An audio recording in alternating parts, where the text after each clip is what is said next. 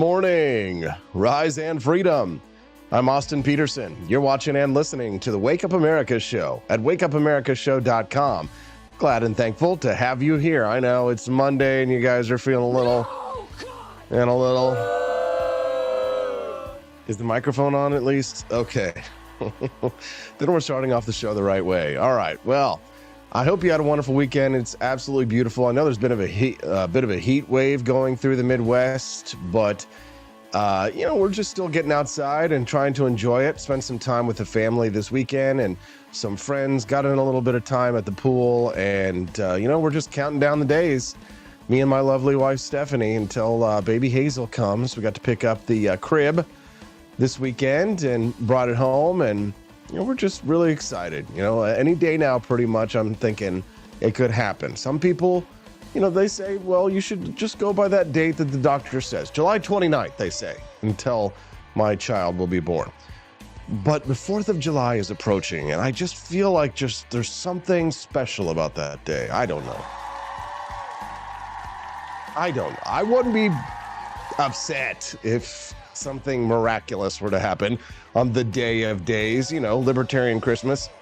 We're glad to have all of our friends here who join us live in the mornings. Click that like button if you haven't done so already. And if you tune into the show and you hear my voice and you've been listening to the show for maybe a few days and you haven't subscribed yet, click that follow button. We'd love to have you join us for our regular schedule every Monday through Friday, 7 to 9 a.m. Central Time. What's up, Courtney, Quest, Sign of Jonah, KV, Andy, KVandy90, Barney Styles, Liberty Shindig, Urge Mommy, and so many others like Drummer Goy joining us live this morning. We're glad to have you with us. All right, so obviously the big story, Justin Timberlake gets arrested for driving while intoxicated. And I know that you're saying to yourself, why are we talking about this? I don't care about celebrities. Well, it matters because the police officer who arrested him, apparently that he had gotten a warning about not driving after he had been drinking at his resort where he lives out in the Hamptons. And this police officer who arrested him is this young rookie who's been getting a bad name around town because he's actually enforcing the law against celebrities, if you can believe it. And they hate him for it. And they doxed him. I know. Yes, thank you, studio audience. They apparently doxed this police officer after he enforced the law because all of the celebrities that live out there are upset that he is enforcing the law against them the same way that police officers enforce the law against the rest of us. So it sort of ignited this conversation about celebrity privileges in society today. And since populism is the rage these days, we're going to talk about that story this morning at 7:30 a.m. Central Time. At 8 o'clock this morning, we're going to speak to John Miltimore. He wrote a really fascinating piece over at fee.org where he works about some of the economic lessons that we can learn from that old Tom Hanks movie, Castaway. Remember? Wilson, right, with the volleyball and everything. So I don't know why John chose to write a story about that movie, but he did. And honestly, I find it to be quite fascinating. Celebrities and movies abound on the Wake Up America show today. What is it, a slow news day, Austin? Shut up. At 8:30 a.m. Central today, we're going to speak to Tony Martinez. Tony's going to talk to us. He's our U.S. Latin American envoy for the show about Joe Biden's immigration proposal. And we're also going to talk about some comments that Donald Trump made that made his MAGA base very angry and horny for some reason. No, just kidding about that. Very angry, but some people, they feel that way when they're angry. I think some people actually do get off on anger, to be quite honest. But it was his, Austin, shut up. It was his comments about stapling a green card to every diploma that a foreign student gets from an American university, which sounds kind of libertarian and sounds like a good idea for the economy, but the MAGA base were like, oh my God. No, God, please, no. We can't have that. We can't have that kind of economic growth here. We want to pay to educate people overseas. We want to pay and subsidize universities so that when foreign people come here, they spend 4 years getting an education at some of the best of our universities. And we want to make sure that they take all that education that we invested in them and send them back overseas. We want them to go home, take all that knowledge and experience you got from that learning place and all that book learning you did. You just take it right back home with you. We don't need any of that stuff here in the United States. You know what I'm saying? So we'll talk about that this morning with Tony Martinez. Also, some gay dude working in the Biden administration just got a promotion to associate press secretary. And it's not that he's gay that's the problem, but I mean, like when you're posting photographs of yourself with like nipple clamps and things like that publicly, you'd think that there'd be some kind of dignity that the White House might say, meh, you know, maybe not the best public representative. But, you know, it's all we're all finding out about his records of saying things like, oh, you know, all cops are bastards and we should abolish ICE, which, you know, it's hard to and free Palestine and all kinds of weird wankerish stuff like that. We'll talk about that this morning with Tony Martinez. Tony, what are you going to do? 8:30 a.m. Central Time today. So we got a couple of good guests, and I'm starting to make it a bit more of a habit to try to give you the first hour, the listeners of the Wake Up America show, the first hour where it's just us. Like typically I'll book like 3 guests, and you know, in part because I'm lazy, but you're not lazy to book the guests, right? But you're kind of lazy because it's like, it's a little bit easier to interview someone else, gives me a little bit of break time where I don't have to be speaking. But I actually think we really benefit from spending a good amount of time together in the morning. The first hour together, it's not always going to happen, but I like this idea that we're going to just sort of coalesce around the news in the mornings together, and then we'll bring our guests on in the second hour. Again, not always going to happen, not a hard rule, but a soft rule. You know, somebody mentioned the other day that they really enjoy the show the most when it's just you and me and we're hanging out. So what do you think about that? I'd be curious your thoughts on the structure of the show. You can send us a text at 573-319-1586. I can't promise I'll listen to you or even take your advice. Just kidding. Sometimes I do. But you can, again, send us a text at 573-319-1586. Again, those text lines are open at 573-319-1586. Anytime, night or day. You can just text us whenever you like. And as usual, I've also got a whole panoply. Give me $5, Camellia. A panoply of clips to start the show today. I've got Representatives Jamal Bowman and Alexandria Ocasio-Cortez in a foul-mouthed tirade at their rally in the Bronx over the last weekend. So just an FYI, I'm going to play some clips this morning, and there might be some F-bombs dropped by actual members of Congress sounding like ghetto trash up in front of the audience at the Bronx, in the Bronx over the last weekend. I've got those clips, which are, you know, somewhat entertaining and hilarious. What else do I have for you this morning? I pulled a bunch of interesting clips. The rally in the Bronx.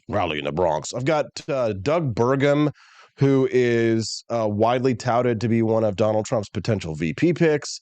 I've got Bill Maher, who is just flabbergasted at Joe Biden leading in a national poll from the simple fact that he's lost so much of his base. And what else do I have this morning for you? What else? Oh, speaking of that rally at the Bronx, Bernie Sanders got up there and defended Israel in front of them, and let's just say it didn't go well.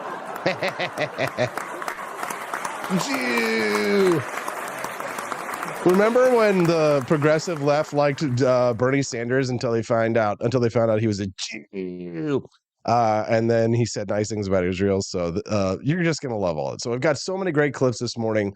We're going to have a lot to talk about today. I'd love to hear your thoughts on it. Again, don't forget to click that like button. And if it's your first time watching the show, you can subscribe. I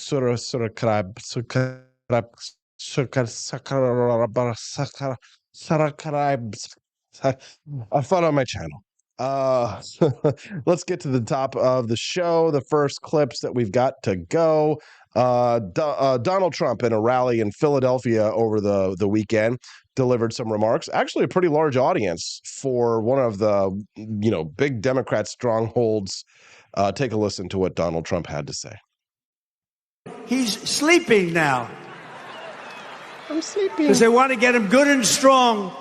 So a little before debate time, he gets a shot in the ass, and that's They want to strengthen him up. So he comes out. He'll come out. Okay. I say he'll come out all jacked up, right? All jacked up. Oh, he didn't do. He's sleeping. You see, if Donald Trump had not gotten into politics, he would have had a big career in stand-up. In my article, I'd love to hear a stand-up set from Donald Trump, but I guess we get stand-up sets from Donald Trump quite frequently.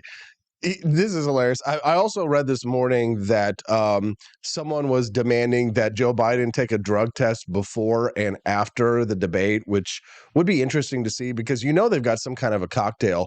For those of you in the chat who might be a little bit more familiar with the type of drugs that would be necessary to give Joe Biden the quote unquote shot in the ass, as former President Trump had to say, what kind of drugs would you give someone like that in order to get to kind of juice him, if you will? Because they want to get him good and strong, so a little before debate time he gets a shot in the ass, and that's they want to strengthen him up. Don't forget to, on the Wake Up America show, that if you'd like to see today's bonus content, that you want to get those Rumble rants in today and get them in soon so you don't have to watch commercials. It's a way for us to monetize the Wake Up America show by producing 5-minute mini documentaries based around themes that we typically vary, that are varied from week to week, although we have had some interesting themes that have continued on. This week is a new theme for our bonus content. So if you'd like to see today's mini documentary, instead of watching commercials, for example, whenever we go to a break in order to bring our guests on the program, then make a Rumble Rant donation. You can also do a YouTube super chat as well. But what I like to recommend is that you head to apforlibertyshop.com. Why not get a little something for your money? Head on over to apforlibertyshop.com. It's getting a little bit late for some of those 4th of July items. So make sure that if you buy something from the 4th of July collection, that you check the delivery times for it, if it's something that you're trying to get before the 4th of July holiday. Although some of our items, like our earrings and others, will definitely make it there in time before the big parties and the extravaganza. So I recommend you head over to apforlibertyshop.com, buy yourself something real nice during the show this morning. And if we get at least $60 in purchases over at apforlibertyshop.com, then that will unlock today's bonus content. You won't find out the theme of the week until you unlock the very first bonus content mini documentary for this show. So if you're really curious to find out what the theme is, don't let that bonus content go to waste, because so far it hasn't happened, but we have gotten close to where we didn't raise the $60 by the end of the show, and then what would happen? It would go away forever, and you don't want that to happen. You'd like to see every single mini documentary that Austin painstakingly produces with bags under his eyes at 10 p.m. at night before he rolls into bed and tries to get some sleep before he gets up at 4 a.m., right? Right. So go ahead and make those Rumble Rant donations and head to apforlibertyshop.com. That's AP, the number 4, apforlibertyshop.com. We're not gonna show fucking APAC the power of the motherfucking South Bronx. People ask me why I got a foul mouth. What am I supposed to do? You coming after me. You coming after my family. You coming after my children. I'm not supposed to fight back. I'm not supposed to fight back. We're gonna show them who the fuck we are.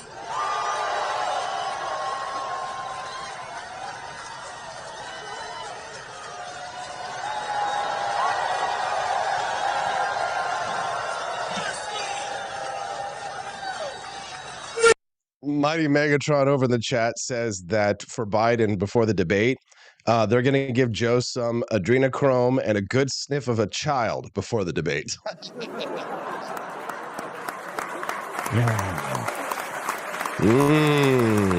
Tasty. Look at her. She looks like she's 19 years old, sitting there with her, like a little lady with her legs crossed. America is a nation that can be defined in a single word. What is that, Joe? I was going to It's a We're gonna show them who the fuck we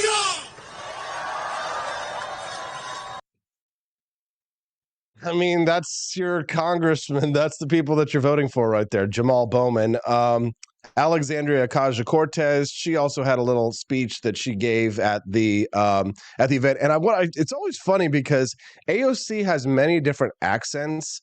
Have you noted this? That whenever Alexandria Ocasio-Cortez gives a rally, she always has like a different accent for which audience she's speaking to. It reminds me a little bit of when Hillary Clinton used to do that. She's like, I put that hot sauce on everything. I got hot sauce in my purse. And, Joe Biden actually, too. Remember this quote from Joe Biden? They're going to put you all back in chains. We're going to put you all back in chains. It would be remiss if I didn't say we also have a primary out here in New York 14 too. Wait, what was that? What was the primary in June? It's like she was trying a little bit to kind of like sound ghetto, but it just kind of like melded together in her mush mouth. Take a listen to this again. We also have primary 15 June. Ironically enough, our challenger, my challenger, is also a former Wall Street banker from Jamal's district. He's from Dobbs Ferry. He couldn't even tell you what trains run through New York 14.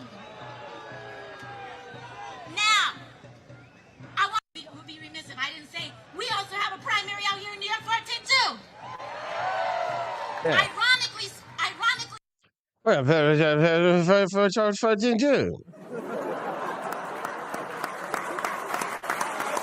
the hell, Sandy? She's not Jenny from the block. She's just Sandy Cortez. Well, Bernie Sanders, who I'm betting that most of these people who were at this rally probably supported Bernie back in like 2016. I don't know about 2020, but many of the Bernie Sanders supporters were there to greet Bernie Sanders, but they were none too pleased with Bernie Sanders' message. Take a listen. Israel had the right to defend itself against the terrorist attack, but it does not have the right to go to war. Israel. You know what that reminds me of? That reminds me of is when I said, no, you should not be allowed to sell heroin to 5-year-olds. Oh, okay. Really? Is that how you feel about things? Okay. Israel should be allowed to defend itself from terrorists. Israel had the right to defend itself against the terrorist attack, but it does not have the right to go to war. But it does. Okay. Israel has the right to defend itself from a terror attack, but it does not have a right to build a wall to do so, Bernie. If the Democrats lose, it's because they're starting to sound a little bit too much like libertarians. How dare you? I know. Democrats and libertarians these days are almost indistinguishable from one another in their rhetoric. Have you noticed? Bernie Sanders is sounding a little bit too conservative here. Israel had the right to defend itself against the terrorist attack, but it does not have the right to go to war. It does not have the right to build a wall. Or did he say build a wall or go to war? Hold on. Let me hear that one more time. Because I thought he said build a wall. Or maybe he says go to war. Israel had the right to defend itself against the terrorist attack, but it does not have the right to go to war. Is it go to war or is it build a wall? I'm sorry. This clip just popped up in my timeline like right before the show this morning. So I didn't have time to check the transcript. Go to war or build a wall? I mean, they have a right to defend themselves, Bernie. And what, either way, it's like, what? They don't have a right to go to war? Well, what are they supposed to do? Like, it's like that scene from Team America World Police when Kim Jong-il is talking to Hans Blix from the United Nations.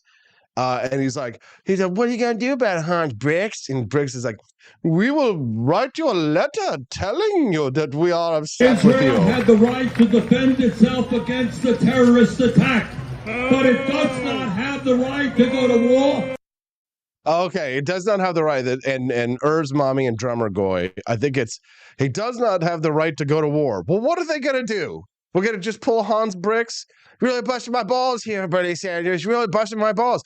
We will write you a letter telling you that we are angry with you. Israel had the right to defend itself against the terrorist attack, but it does not have the right to go. It does not have the right to go to war. Okay, Bernie. Well, you're full of it. And I love that he's getting booed by the people who definitely, I mean, he could have been at a Republican rally, and if he had said something like that, it would have just been like, yeah.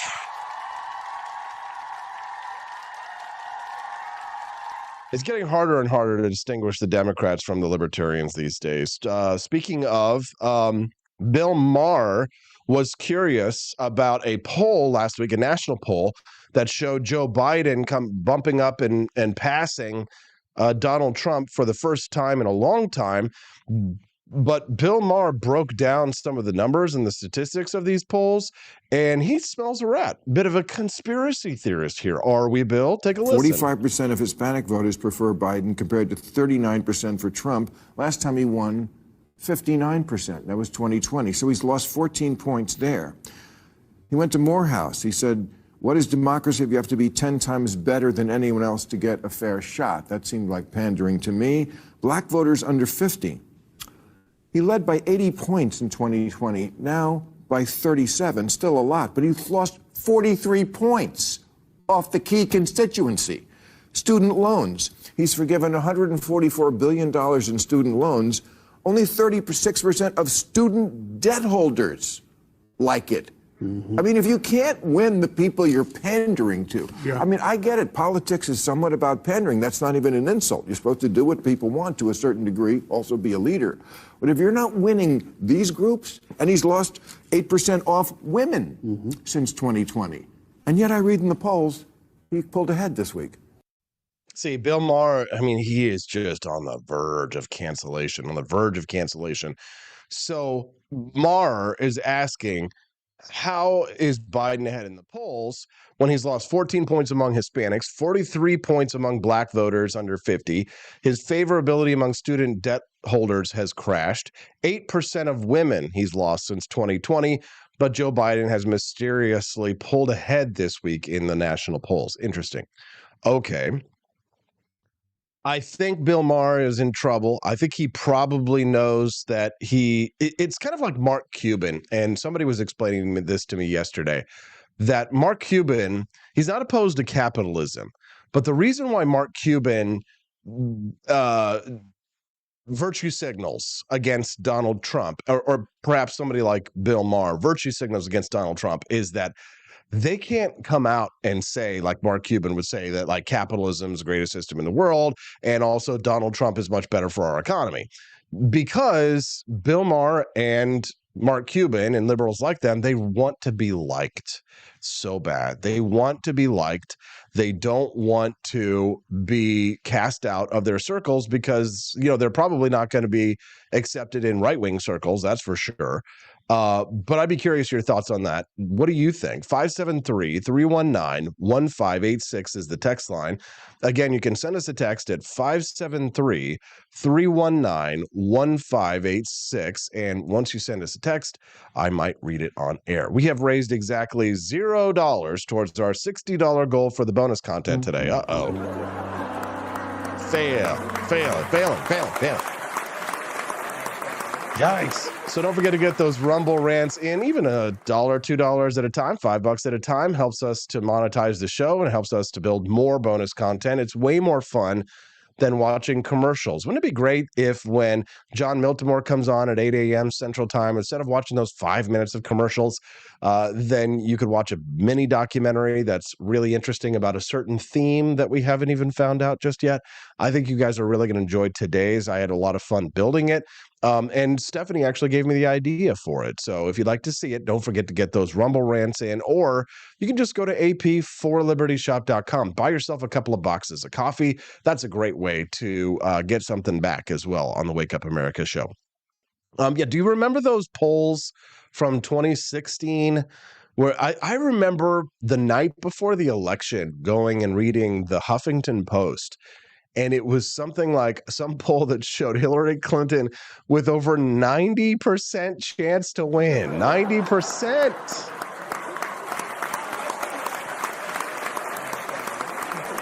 And I mean, it was at that moment that I really just said to myself, I was like, I've always wondered about how rigged the game is.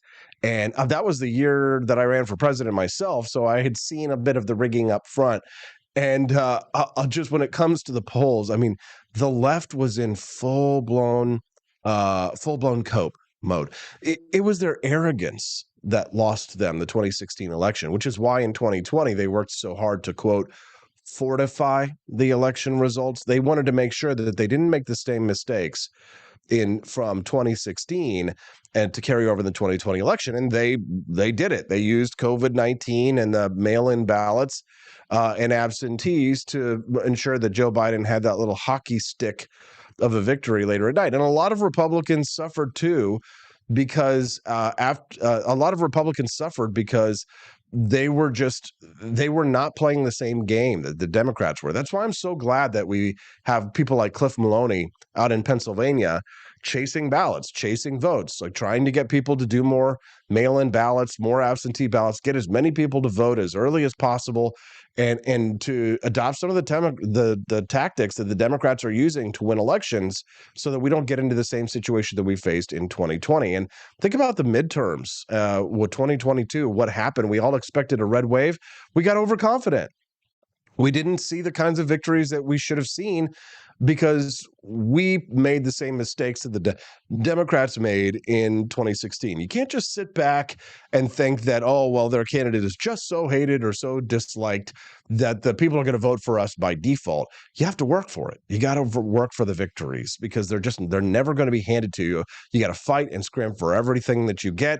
And, I'm hoping that more people like Scott Pressler are stepping up, people like Cliff Maloney are stepping up in their positions around the country. But we've got a lot of chaos, and there's not a lot of fundraising going on out there in right-wing circles that I can see. And the Democrats are raising massive amounts of money. So, God bless Scott Pressler and people like Cliff Maloney. If we win, it's going to be because of people like that. Let's be honest. Let's be honest, so let's be honest. The Wake Up America show is brought to you in part by viewers and listeners like you. Don't forget to click that like button and support the channel. We'd be glad to have you join us for our regular schedule, which is every Monday through Friday from 7 to 9 a.m. Central Time. It's a 2-hour tour de force of economic freedom and personal liberty. So make sure that you click that like button and follow us here regularly because we'd love to have you be joining us again on the regs here on the Wake Up America show. It's a 5-day-a-week fun fest. Okay, here we go. Doug Burgum, who is widely touted to be on the short list for Donald Trump's vice presidential pick, responded to accusations that Donald Trump would be a dictator when he takes over. Take a listen. 3 branches of government, and this president, more like any other, has bypassed Congress because as a governor of a natural resources state and a big ag state, we're facing over 30 rules and mandates. Each one of those could be 800 pages to 1,400 pages long. None of them have come from Congress, and all of them could literally kill the industries that we have in our state, including baseload electricity, which we need to be competitive in the arms race around AI with China, who's building baseload electricity plants like 2 a month. So that's happening without Congress. And then, of course, on the student loan thing, when the Supreme Court ruled against him, then he just said, hey, we'll figure a different way to do it. So I just think that there's, again, a double standard here. He is bypassing the other 2 branches of government to push an ideological view, whether it's on economics or whether it's on climate extremism. He's doing that without using the other branches. And I think you don't like his executive orders and you don't like his policies. I understand that. I don't think anyone expects the Republican governor to agree with President Biden on that. But it's not a dictatorship.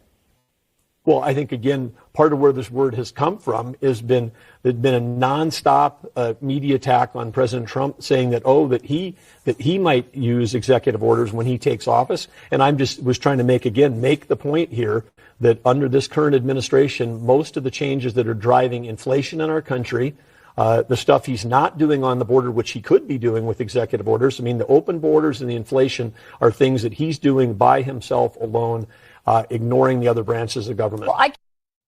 What do you guys think of Doug Burgum there? Love to hear your thoughts. Oh my gosh. Urs mommy just went over to apforlibertyshop.com and bought the white supremacist t-shirt. No. Do you know what the white supremacist or it's the Christian nationalist t-shirt these days? Have you guys seen this? The Appeal to Heaven tee that we've got over at apforlibertyshop.com. That's AP, the number 4, apforlibertyshop.com. You can get that Christian nationalist flag again over at AP, the number 4, apforlibertyshop.com. And yes, Urs mommy, like you said, we only need $8 more in order to unlock today's bonus content. So head on over to AP4, that's the number 4, apforlibertyshop.com. I did a poll, I think, yesterday on the potential vice presidential picks. And let me see what the responses were in terms of if you had to choose. Now, I know a lot of my friends who love Vivek Ramaswamy were thinking to themselves, oh, well, why not Vivek? But listen, I'd love to see Vivek. I'm just trying to be realistic. These are the names of the people that they say are actually potentially going to be on the short list. If Vivek is on there and he gets the nomination, then trust me, I'm going to be excited, and I think he gets 80% of the libertarian vote. But from my X account yesterday, there's been 1,439 votes, and these are mostly people who follow me on X, are mostly conservatives or libertarians. So that's kind of where this would be weighted. So this is what we have for the results so far. Again, a little bit less than 24 hours. So 13 hours left. There's been about, it's been about 10 hours or so. So here's what we have. Burgum comes in 13.3% for a Trump VP pick from my audience. Ben Carson, second place, 33.1%. Rubio, third place. He's right down there with Burgum. And then J.D. Vance is actually the most popular with my conservative, libertarian, right-wing, populist audience. So J.D. Vance, number 1 at 39, Carson 2 at 33.1, Rubio, and then Burgum. I'd be curious to hear your thoughts on this. Does this go about track with you guys over on the chat? Let me know that. Let me know what you guys think about that, and hit me up in the comments with your thoughts on that. I actually think Carson would be my pick out of all of these, because I'm pretty sure that Trump wants somebody boring. So Burgum and Carson fit that bill, but Carson's a genius neurosurgeon, and he saved a lot of lives. And I think that he would be a good VP. I don't think Trump wants somebody who's going to get in his way. I can see Burgum or Carson doing that. But I have a lot of respect for Ben Carson. So that would be my pick. I don't know. What do you guys think? Send me a text or drop a chat. Let us know. Trump or Biden? Is it? The word is, so as I've said to my children, so I have 2 girls and a boy, and they're split on this. As I've said to them, look, I am going to vote for the person who's going to do the best job for our economy. I am a voter. This is Kathy Wood, by the way. She's one of the most popular investors in Wall Street. She does a lot of kind of meme stocks and different things like that, but she manages trillions of dollars. When it comes to economics. And on that basis, Trump. I mean, So Art Laffer describes the first 3 years of the Trump presidency as the best in U.S. economic history. Not the last one because of COVID, and I would agree. Wow. And I went through Reaganomics too. Trump or Biden? Interesting. Sign of Jonah donated $8 and puts us over the $60 mark. Thanks, guys. Thank you, Urs mommy. Thank you, Jonah. There will be signs. We don't know if Jonah will donate, but there will be signs. Thank you, Jonah. We appreciate you very much. So that means that about 20 minutes from now or so, when we get John Miltimore on the show to come talk to us about some of the economic lessons from the movie Castaway, kind of an odd article, but I thought it was interesting, so I invited him on to talk about it. We'll be able to watch the mini documentary instead of commercials, so that should be fun. The call-in guy says, how can you pick Carson. He left sponges in people's brains. Trump said so. He even had the National Enquirer run stories on it. That's actually pretty funny. The first time that the troll in our podcast chat has actually said something funny. I mean, Dr. Ben Carson is not perfect. Nobody is. But I think that the fact that he is so respected and the fact that he's not the type of person to rock the boat. And I see Ike giving a shits is like, oh, he's not a fighter. I actually think that, that's okay. Not everybody has to be a brawler or a bruiser, right? You need people who have, experience in the medical fields and professions. I know what you guys are going to say. You're going to say, well, what about Rand Paul? Well, yeah, I would love to see Rand Paul, but that would not be the guy that I think, that would not be the guy that I would think they would necessarily choose. Plus, we need his votes in the Senate. I was kind of thinking that when it came to Rubio and J.D. Vance, but opposite ends on that one. J.D. Vance, we need the votes in the Senate. That'd be good. Rubio, if he becomes the VP, he's pretty hostile to free market capitalism. So that actually might be a good thing because let's say that he goes as VP, it's his ceremonial position. Then we don't have to worry about Marco Rubio's anti-capitalist votes in the Senate. So that might actually be a good thing. So I'd love to hear your thoughts on that. You can send us a text. Call in, guy 6, goodbye forever. And you can send us a text at 573-319-1586. That's 573-319-1586 for the text line. Do I have any more clips before we move on to Justin Timberlake? You don't have to say what you did. I already know. I found out from the Post. You don't have to say what you did. I already know. I found out from the Post. Bridges to burn. Now it's your turn. You don't have to say what you did. I already know. I saw it on your mugshot. Okay, the news. Here we go. All right, I've got like 6 articles from the Justin Timberlake story. I wanted to just give you the actual story before, get the facts straight before we distort them, right? Okay, here we go. Justin Timberlake was arraigned on 1 count of driving while intoxicated and released from police custody in New York. According to police, the singer was observed around 12:37 a.m. Tuesday morning, operating his vehicle in an intoxicated condition. Austin, why are you talking about this old story that happened last week? Aren't you the guy who's supposed to be head of the news? Yes, but some stories you want to wait until the details emerge so that you can confirm that some certain things are correct and that you don't say something about someone who has a lot of money who might want to sue you that would get you in legal trouble. Make sure that you, as Mark Twain said, get your facts straight and then you can distort them as you please. Why are we talking about this one?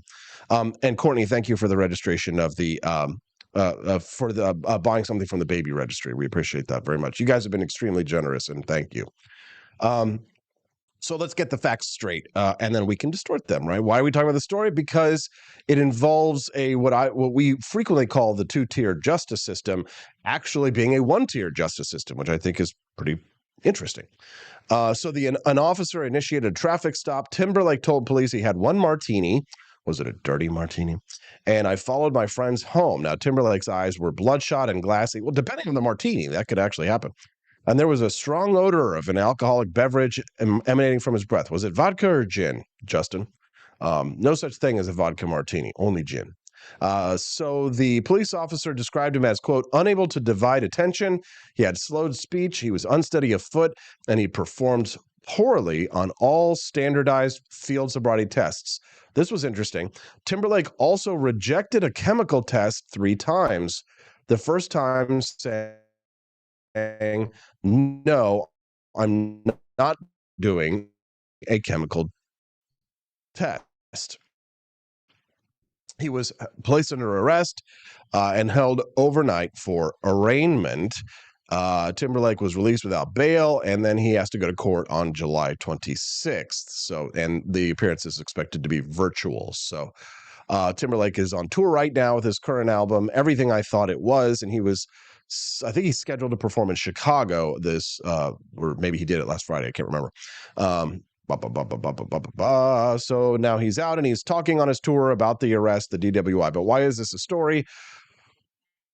Okay, so there's this point, which I found interesting. So somebody actually called a tip in on Justin Timberlake. So it was noted that he was spotted visibly intoxicated.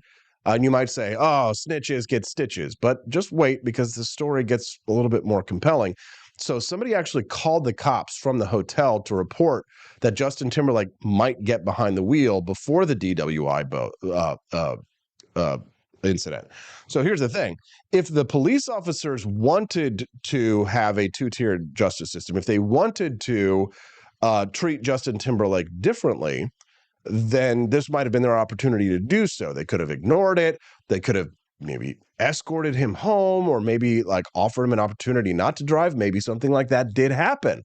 Let's continue, because as these details unfold, this story actually gets more compelling from a national public interest story, not just celebrity news gossip here. So the person who reported that Justin Timberlake had a lot of drinks said that he believed that he was about to go get behind the wheel and drive. So we don't know who that caller was. They haven't been doxxed yet, but the police officer who did their job sure has been. We'll get to that in just a moment. So they don't know if it was maybe somebody even in Timberlake's own party who didn't reveal their identity. It could have been a patron of or an employee of the place where they were at. But anyways, the superstar, he's my age, 43, got in his gray 2025 BMW after his party. Then he was stopped pretty quickly by a young cop who gave him a warning, thinking that that would be enough to keep him off the road. So here's what happened. He got behind the wheel of that vehicle. The police officers had gotten a tip that he might do this. And the police officer came up and stopped him and said, hey, listen, I'm giving you a warning. We've got a tip that you might be intoxicated and ready to drive this vehicle. Please do not drive this car. But a few minutes later, the same cop who had spotted Timberlake saw Timberlake driving in the BMW's driver's seat. Only this time, the singer blew through a stop sign and was weaving out of his lane. He stunk of alcohol. He had bloodshot eyes. He failed several roadside booze tests, and then he got busted. So the attorney for Justin Timberlake said that he was mistreated. This is an embarrassing incident, blah, blah, blah, national news, right? And here's what the sources was saying. He says, everyone drives through that stop sign when no one is there. So people who live there, this is that bougie community that Ron DeSantis sent all those illegal immigrants to, remember? Back in the day, I think not Martha's Vineyard, but maybe it is Martha's Vineyard. No. It's the Hamptons. Excuse me. No, it's not the place that Ron DeSantis sent the immigrants to, but he should have. You know what I'm saying, right? He should have. This is the Hamptons. The Hamptons. He's a Hamptons right. So there's a lot of celebrities that live in this neighborhood, and he's saying, well, we all just blow through this stop sign whenever nobody else is there, right? So what I found compelling about this story is that as soon as this went national news, the police officer who was involved in this bust immediately got doxxed, right? So he got a warning by this police officer. Please don't drive, Mr. Timberlake. We believe you might be intoxicated. We're not going to take you to jail right now, even though they possibly could have if he had turned the car on. They decided that, okay, we're just going to give you a warning. Fine. He didn't listen to the warning. He blew through a stop sign. He was driving all over these different lanes. He got busted by the same cop who gave him the warning. But then I go over to the New York Post and I see this article, and here's the headline. Rookie Sag Harbor cop who arrested Justin Timberlake, already well known by locals for strict enforcement of traffic laws after just 3 months on the force. Oh my God, no. No, God, please. The New York Post posted pictures of the police officer. Here they are calling him out. This rookie Sag Harbor cop, he pulled over Timberlake, is well known in the town. This is what they say. Officer Michael Arkinson, who is 24 this month, stopped the singer Tuesday morning. Arkinson has earned a reputation among Sag Harbor's wealthy residents, earning nicknames like the Sag Harbor Nazi and the Little Redheaded Dipsh for his strict enforcement of traffic laws. So yeah, so he applies the laws to celebrities, And so for that, the celebrities call this police officer a Nazi and a little redheaded dip. You know what I'm talking about here, right? So despite Timberlake's global fame, and this is where it gets funny, and I've got a whole bunch of memes for you guys to enjoy.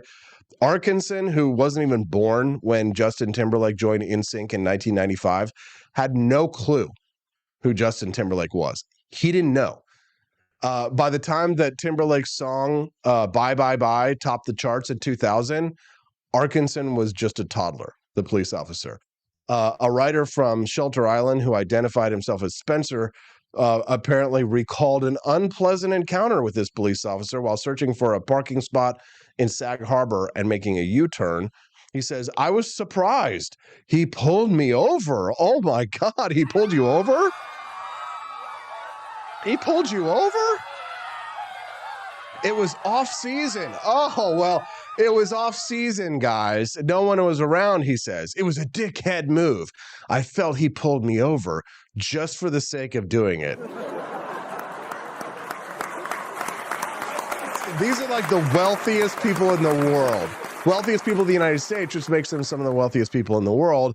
And he says it was off season. Like, this is an excuse. You don't pull people over. You don't enforce the laws. It's the off season in the Hamptons. You don't pull somebody. Is it the off season in the Hamptons? By the way, FYI, somebody fill me in. I might have been in the Hamptons once in my life. It was off season, but isn't on season? Isn't June in the Hamptons on season? Like, what are they starting their season? I know my buddies that live out by Joe Biden at Rehoboth Beach in Delaware. It's definitely on season for them. Like, Joe Biden's going out to the beach in Delaware. He's definitely been there several times. He's been there a lot, actually. So I would be curious what your thoughts are. Somniferum nails it in a single sentence, says, aw, those poor, rich, and famous people. Yes, exactly. Poor, rich, and famous.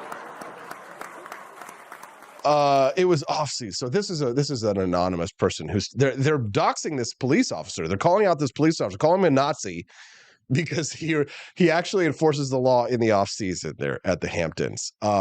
Now Spencer, whoever that anonymous guy was, he got a warning, but his apparently had another run-in with this rookie cop, and then the rookie cop the second time wasn't so lenient. He got pulled over for talking on his cell phone. Spencer protested, but he was using a speakerphone. He told me I should have been using Bluetooth. Which, are these laws BS? Absolutely. But when they're enforced against people that I don't like, I find it to be quite hilarious. Classic AP. I think Justin Timberlake was a victim of over-aggressive Sag Harbor police. Yes, they're definitely being over-aggressive when they stopped you and gave you a warning when you were clearly drunk, getting them out in your vehicle, and then they saw you a second time on that same trip, blowing through a stop sign and weaving out of your lane. Yes, they were clearly being overly aggressive, right? Meantime, a longtime Sag Harbor resident recalled Arkinson, that's the cop, his early days as a traffic control officer, or what they call them, brownies, before he joined the police office. Everyone knew where the cops would park on Main Street, the resident said, adding Arkinson's ignorance of Timberlake's fame was understandable.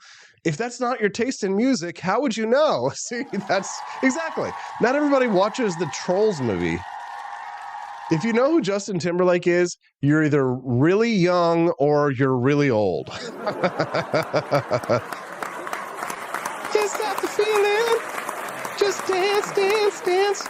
Right. My niece and nephew came for a visit last week, and it was like they were transfixed. It was like hypnotizing, and I could hear them playing the Trolls soundtrack, and I'm like, hey, that's Justin Timberlake. And they would have no idea who Justin Timberlake was probably either, because they're like 8 and 3 or 4, and but they love the Trolls soundtrack. So yeah, you're either if you're a Justin Timberlake person, you're either old like me, geriatric millennial. Back in my day, I remember when NSYNC sang and competed with Backstreet Boys. Remember the Backstreet Boys? If you're really old school, then you would know. I'm just going to give you a series of letters, and I want you to guess who it is. I think you'll be able to guess. NKOTB. NKOTB. Who's going to be the first person in the chat to get it? Who's the old person in the chat? that's gonna be the first person to write. What is NKOTB? NKOTB. Oh,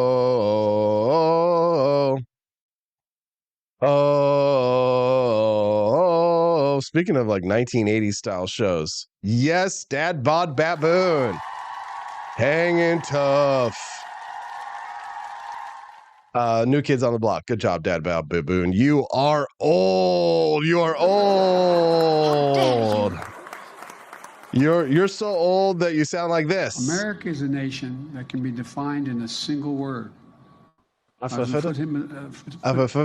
actually really liked a lot of the songs from my days growing up. The better versions of the songs were the Weird Al Yankovic virgins. Oh, that would be a weird virgin.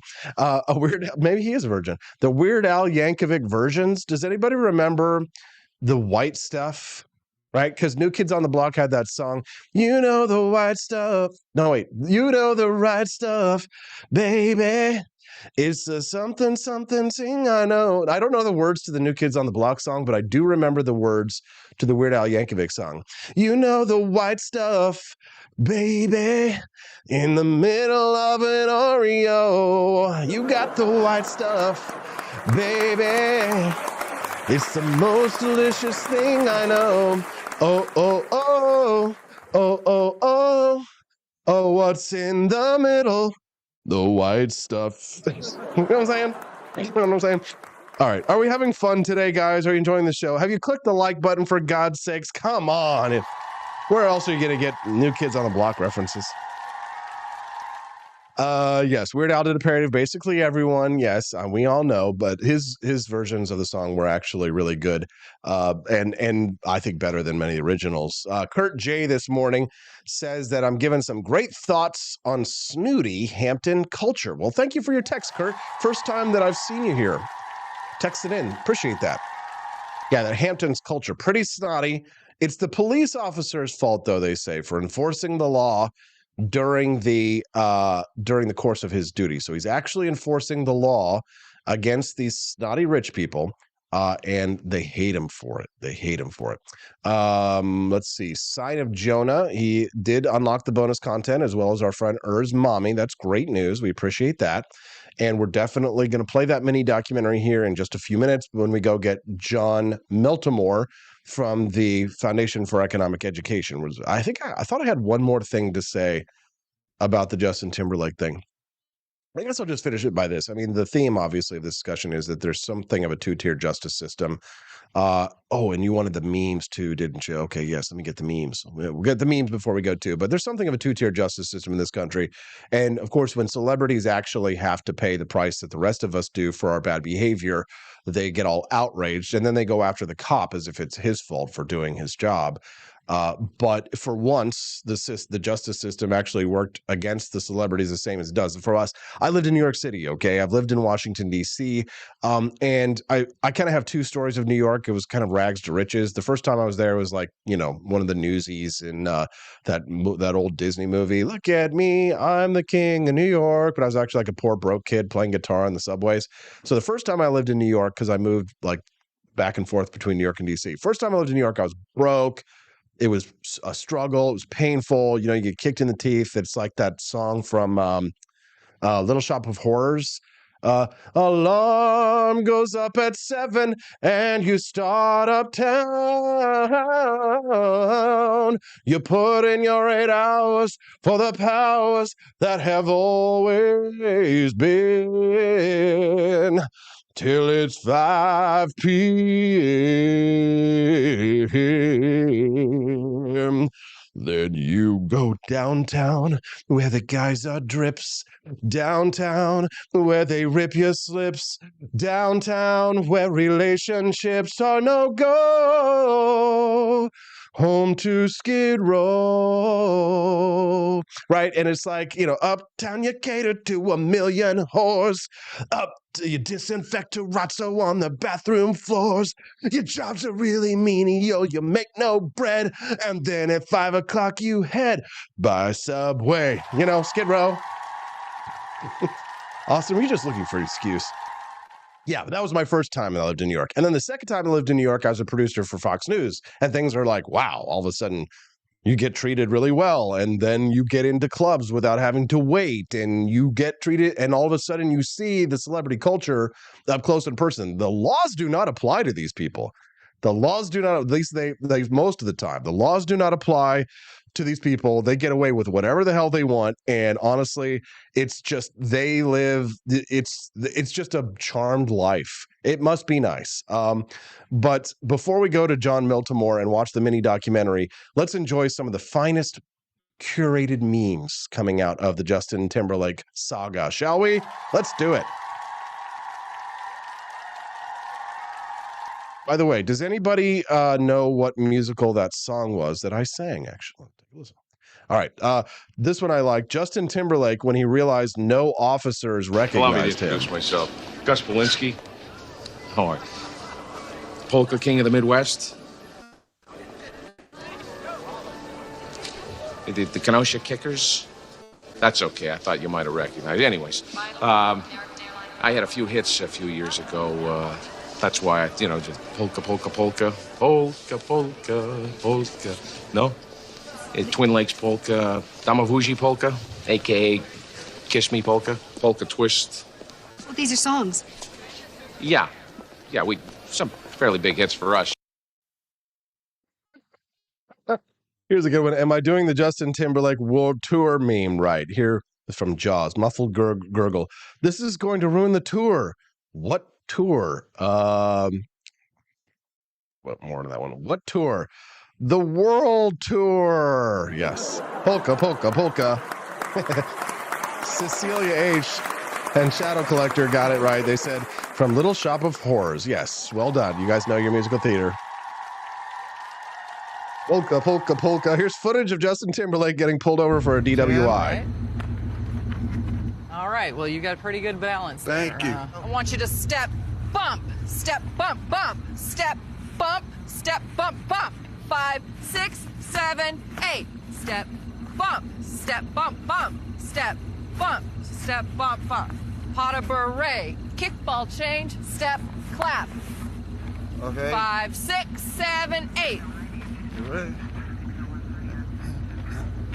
You know what would be good is if you hitch kicked and then you kind of did that and then a barrel turn and then ha, that was good. That would be. That was really good. You a dancer? No, not I'm just drunk. These memes.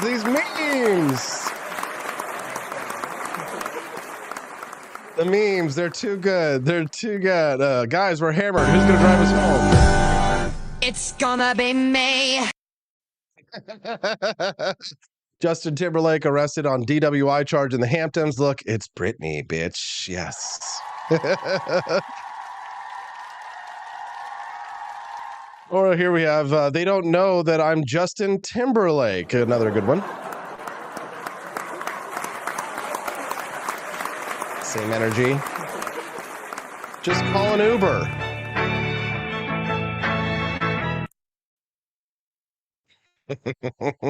Stop drinking, Justin Timberlake. You know who you are. I'm speaking to you. Stop drinking. You're going to get sloppy. OK is going to say something bad about you. Stop drinking.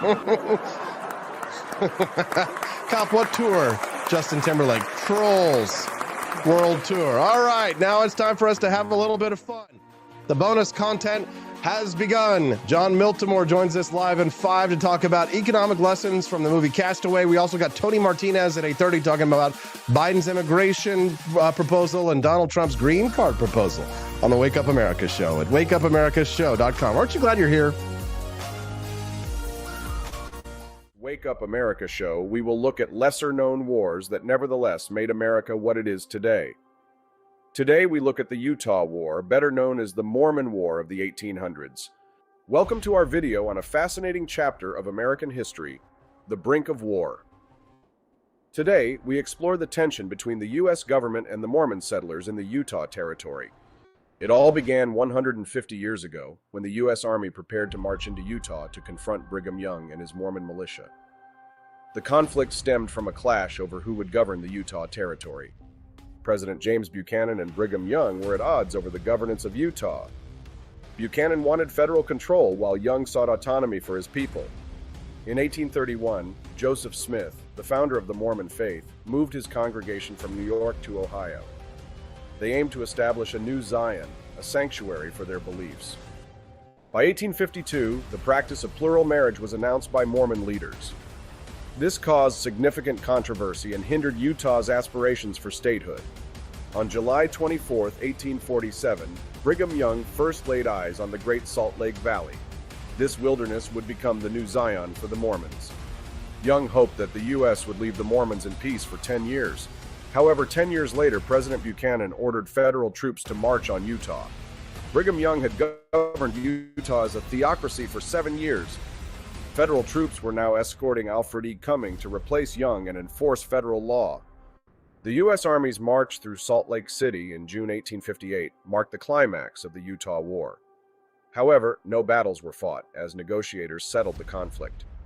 Despite the peaceful resolution, the Utah War reflected rising hostility between Mormons and the federal government. Issues included governance, land ownership, plural marriage, and Indian affairs.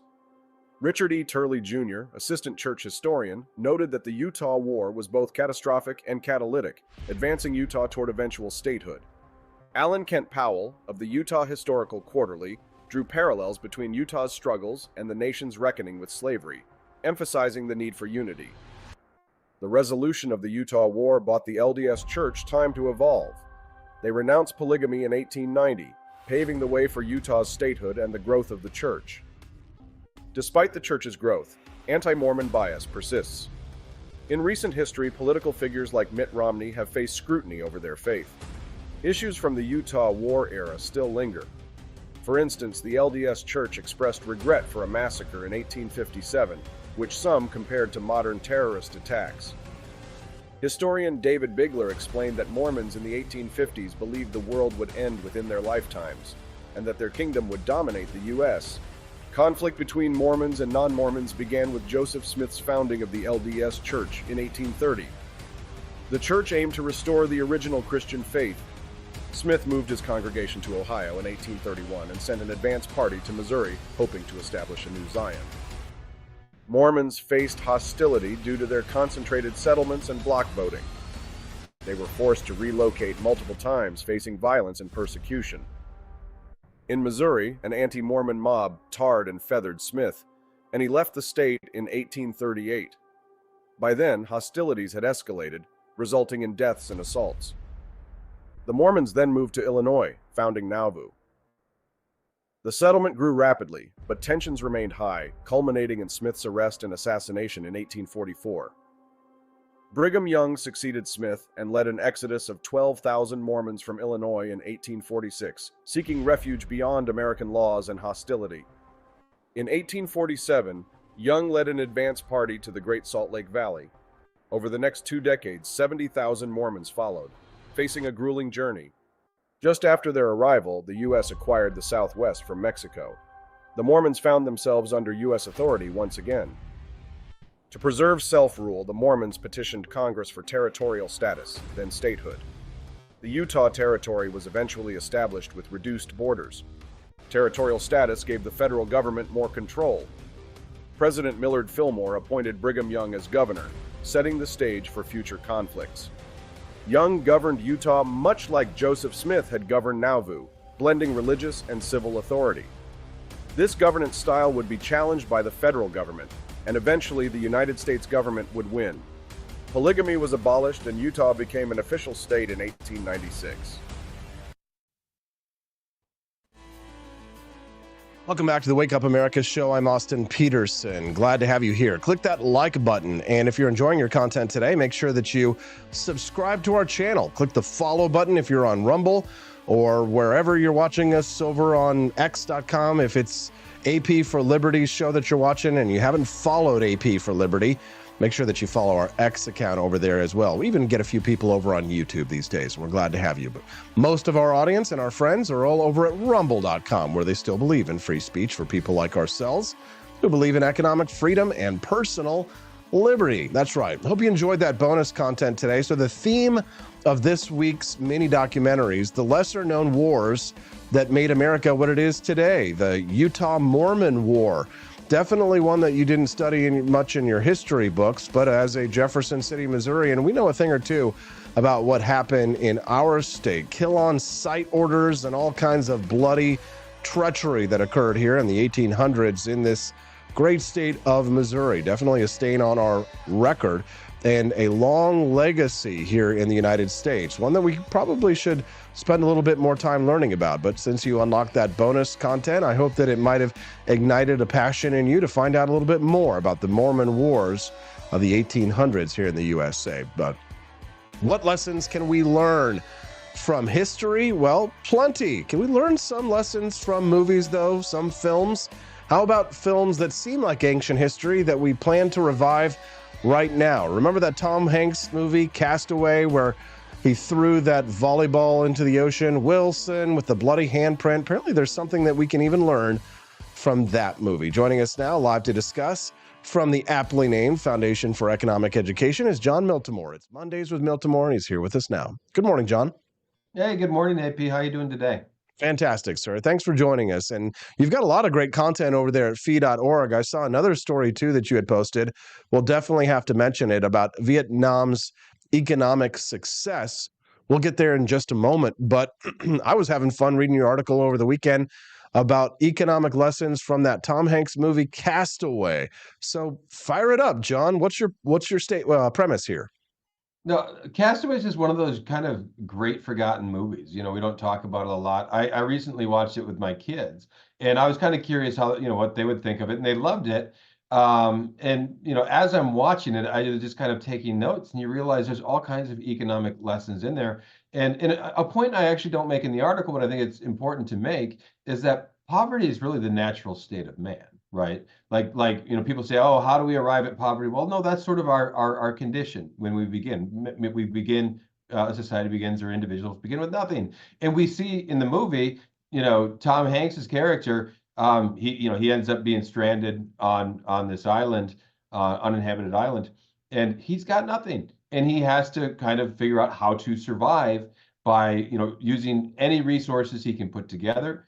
And one of the problems is, this is something that we looked at, like a lot of economic professors and economists in history looked at this problem like through the lens of Robinson Crusoe, right? Like you had this person on an island and he had nothing. How is he going to create value for himself to survive? And there's a lot of good lessons. Like one is like the simple idea of opportunity cost. Like you need to gather food, but what happens if you're gathering food? Well, you're not gathering water, right? And you need to create shelter. Well, as soon as I start to put things together to build a shelter, I can't gather food. And you have to economize your time, your resources, and put all these things together. And little things. If you look, a lighter, right? Like it's something that comes through. We have a lighter in our pocket. You can get one for 99 cents or $1.50 at a gas station. And you realize for him, we don't think about a lighter having a whole lot of value, but for him it would have had nearly infinite value because he doesn't know how to make fire, so he has to try to figure that out. And it's just Robert Zemeckis is kind of, if you ask me, just one of those unheralded directors. You've probably seen many of his movies, Back to the Future and in Forrest Gump, and he did so many great movies. And it's one of these, go back and watch this film and just kind of appreciate some of the subtle lessons that are in that movie. Just a final one. I thought this was great. He finally, he makes his spear. He's able to kill a crab. He's like, oh, we love crab, and like all of us, crab legs are probably my favorite food to eat. But we realize after, I don't want to give a spoiler alert, after he's off the island, they throw a big party for him. He sees a big thing of crab legs on a plate, and you can tell it makes him sick. After 4 years of eating crab, like the idea of, he's nauseous at the idea of it. And to me, it's a great lesson on subjective value. Like our tastes and preferences, they're changing all the time. Well, it's not like certain things have innate value. certain people place different levels of value on these things, and that's why we have prices. How much will you bid for it? And so yeah, go check out Castaway again with fresh eyes. I certainly enjoyed it. I hadn't seen it in probably a good 10 years. John, wasn't there a story from American history about lobster and how it used to be considered prisoner food and now it's considered a delicacy? Do you know that one? I've heard this, and I've never verified if this is kind of urban legend or it's true. But I've heard about this for years. But yeah, I have heard that because it was sort of one of those prisons. I think it was like off the East Coast, and they had cheap available lobster, and the inmates, got to be so disgusted because over and over they're just eating lobster. Again, it's one of those things, it's hard to believe, like if you love crab or lobster so much, but you can see anything, its value tends to diminish when you have it over and over and over. Yeah, exactly. It's kind of like when you have a cupcake or a cookie or some kind of like really nice sweet treat. You have the first bite that you take of something is as its peak deliciousness. It's most enjoyable. And the second time that you take a bite, so you take another bite of the cookie or the cupcake, it still tastes good, but it doesn't quite give you that same rush as the first bite that you took. And then the third and the fourth, so on until finally you're sick of cookies or cupcakes. I think if it is an urban legend, I thought it was real, but my understanding of the lobster story is that when the United States was a coastal nation, in the 13 original colonies, and we were just beginning to expand west and railroads were starting to develop, it wasn't until railroads became more common that lobster could make its way inland, so that it could actually be preserved to make it inland. And then it became a delicacy because people who were inland couldn't gain access to lobster.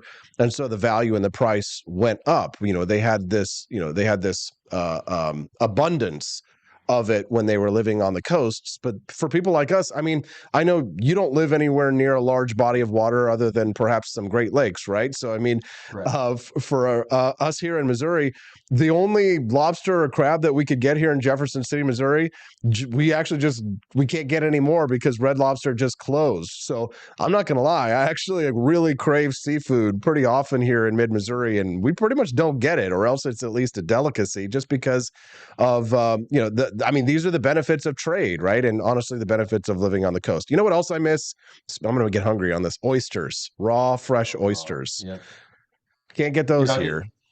When I lived in Florida, there was an oyster bar, and you could get these cheap oysters in like 99-cent beers.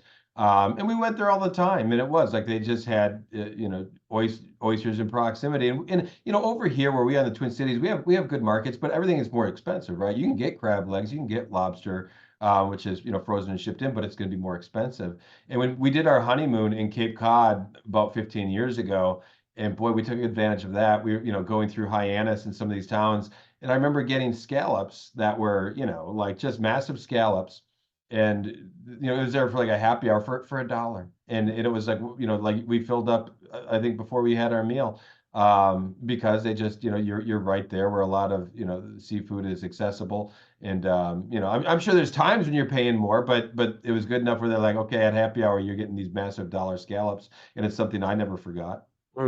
I was watching this podcast last night with Steffi, and it was Lex Friedman who was interviewing some professor, asking him about how it was that Homo sapiens managed to outcompete Neanderthals and why chimpanzees never competed with humans or with Neanderthals. And they talked about the differences between Neanderthals and humans, and Neanderthals had bigger brains, they were larger, they were stronger. So the question was, why was it that Homo sapiens were able to outcompete Neanderthals when the Neanderthals had so many advantages? And what they had determined was that the ability for Homo sapiens to cooperate with one another at scale is what helped us to dominate the planet. So the difference between Neanderthals and humans is that Neanderthals could only cooperate in groups of around 50 to 100. And that's the same situation that chimpanzees are still in right now. They can coordinate and they can cooperate in small groups. But Homo sapiens have managed to create a system of international trade such that we can cooperate with people who live on the other side of the planet to get, well, like the famous story that Milton Friedman popularized, and I think was written by the founder of your institution, the Foundation for Economic Education.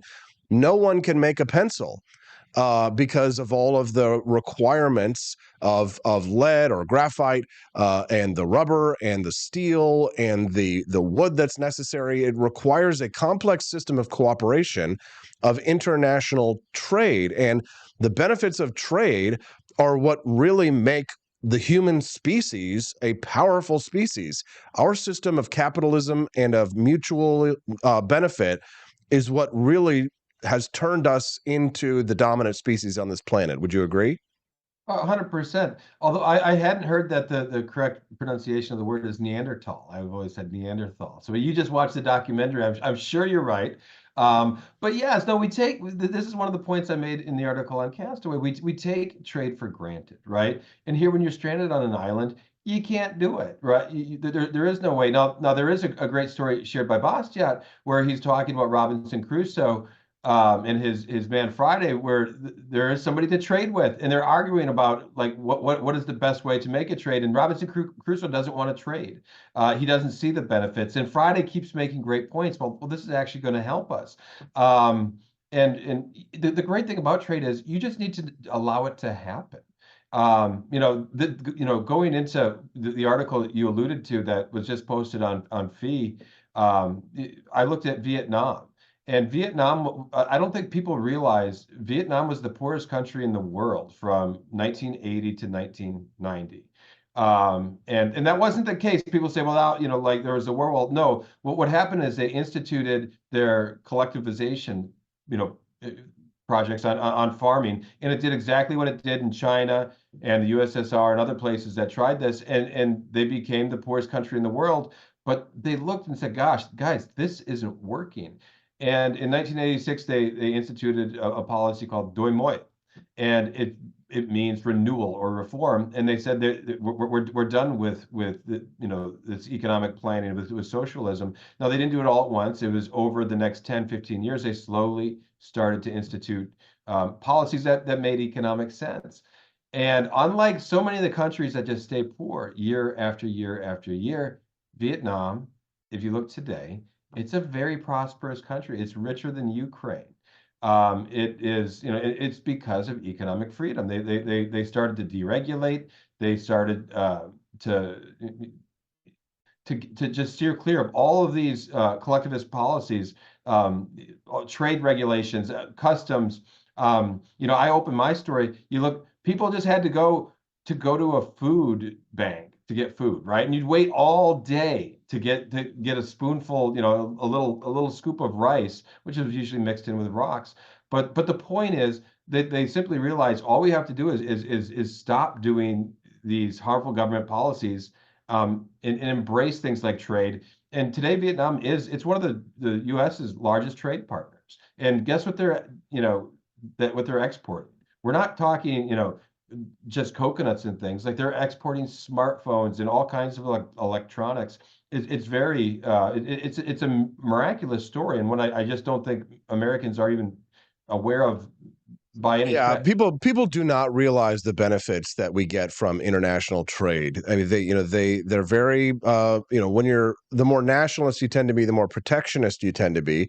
And I consider myself something of a libertarian nationalist, but I still believe in international free trade to the biggest extent possible, because I know that helps to lift people up out of poverty. Poor people in the United States have 2 cars, a television set, and an LCD TV, big flat screen TV, and can afford consumer luxuries that people who are middle class in Europe can't even dream of affording what Americans have in terms of because of our system of international trade and capitalism.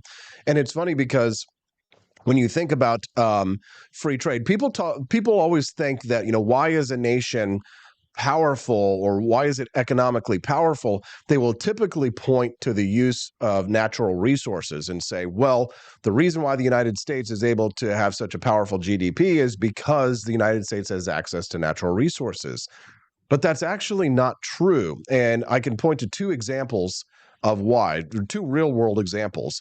On a very pinpointed, very small example, there was this famous story that came out back, I think it was back in the early days of the internet, of a man who wanted to see how much he could get, how he could trade up from a paperclip.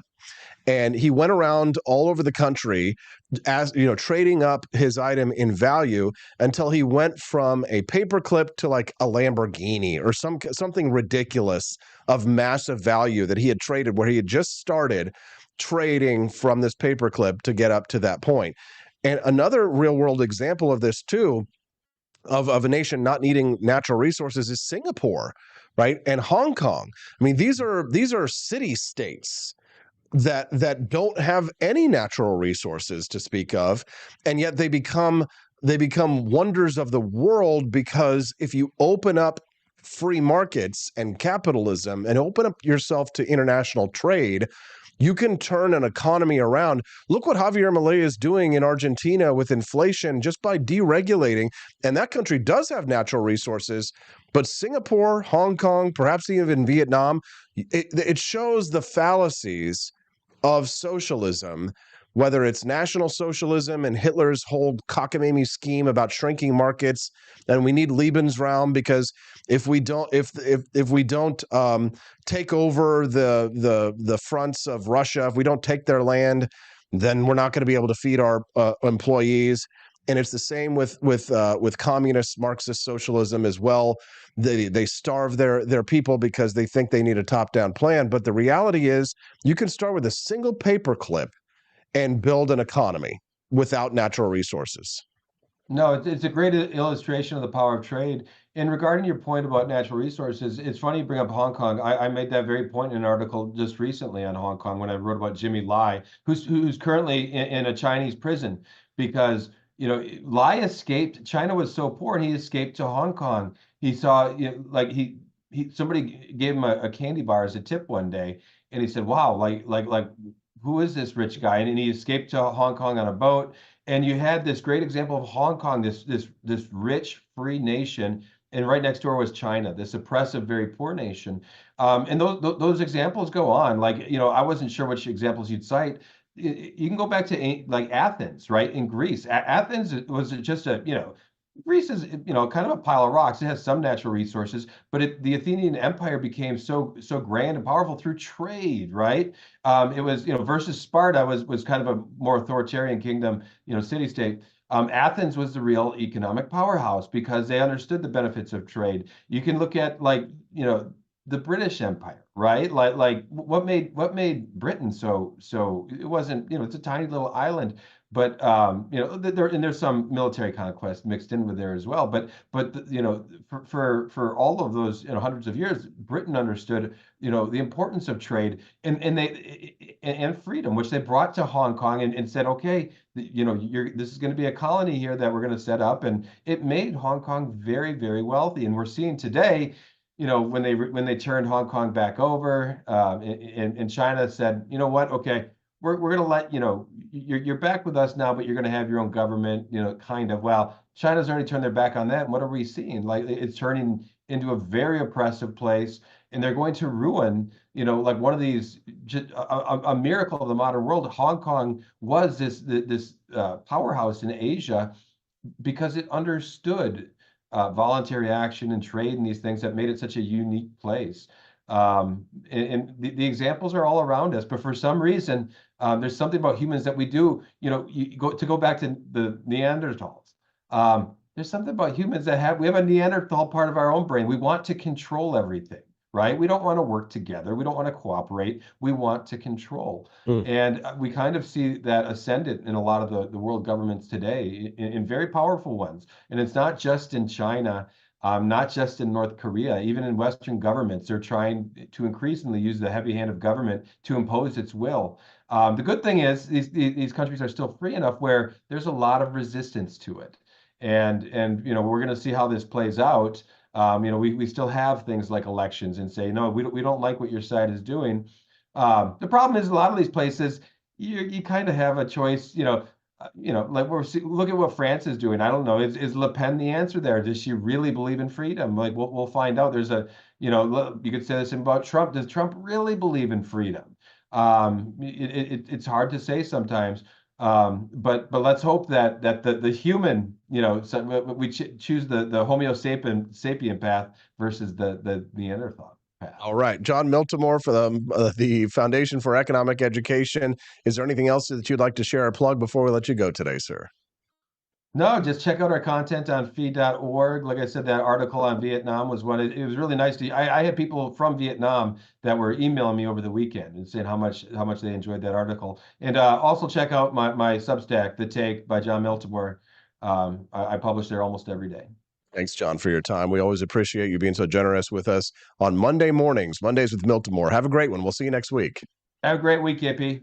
Let's give John Miltimore a round of applause. From Castaway to Milton Friedman's Eye Pencil, to Hong Kong, to the British Empire, only on the Wake Up America show are you going to hear conversations like that. So if you haven't clicked that like button yet on the stream, why not support the ideas of economic freedom and personal liberty? You're not going to be hearing them anywhere else this morning told to you in that way. So follow our channel if it's your first time watching the show and you haven't clicked follow yet. We'd be glad to have you. Things do tend to get a little big brained around here, but I think you're probably the type of person who can handle that kind of a thing, can't you? Well,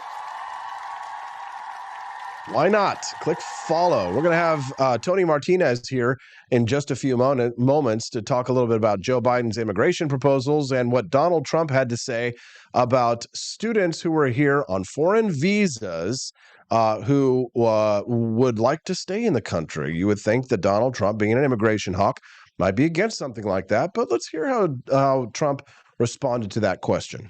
The more important point, I think, Mr. President, is we need high-skilled workers in this country. Yes. We need to recruit the best and brightest from the world. Every time we get somebody super intelligent from India or Europe, any country, that's three of us one are less, immigrants, sir. Yeah, and 3 of the 4 here are immigrants, the ones without the ties. And we can get these great people into our country, and that's a loss for our adversaries and our competitors, and it's a gain for us. But I've never heard you talk about this. Can you please promise us you will give us more ability to import the best and brightest around the world to America? I do promise, but I happen to agree. That's why I promise. Otherwise, I wouldn't promise. Let me just tell you that it's so sad when we lose people from Harvard, MIT, from the greatest schools and lesser schools that are phenomenal schools also. And what I wanted to do, and I would have done this, but then we had to solve the COVID problem because that came in and, sort of dominated for a little while, as you perhaps know. But what I want to do and what I will do is you graduate from a college, I think you should get automatically as part of your diploma a green card to be able to stay in this country. And that includes junior colleges too. Anybody graduates from a college, you go in there for 2 years or 4 years. If you graduate or you get a doctorate degree from a college, you should be able to stay in this country. And you know more stories than I do, but I know of stories where people graduated from a top college or from a college and they desperately wanted to stay here. They had a plan for a company, a concept, and they can't. They go back to India, they go back to China, they do the same basic company in those places, and they become multi-billionaires employing thousands and thousands of people, and it could have been done here. And a bigger example is you need a pool of people to work for your companies. You have great companies, and they have to be smart people. Not everybody can be less than smart. You need brilliant people. And we force the brilliant people, the people that graduate from college, the people that are number one in their class from the best colleges, you have to be able to recruit these people and keep the people. It was such a big deal. Somebody graduates at the top of the class. They can't even make a deal with the company because they don't think they're going to be able to stay in the country. That is going to end on day one. That's fantastic. Yeah, that's... Oh, no. Oh, no, no, no, no, no. He says things like that. He's a businessman. He's brilliant. He understands business, that is absolutely a necessity if we want to compete with India, China. We don't want to send the biggest brains to go back home, educate them, and then send them back home. Donald Trump understands this, but, man, his base hates it when he says that kind of stuff, dude. They hate it.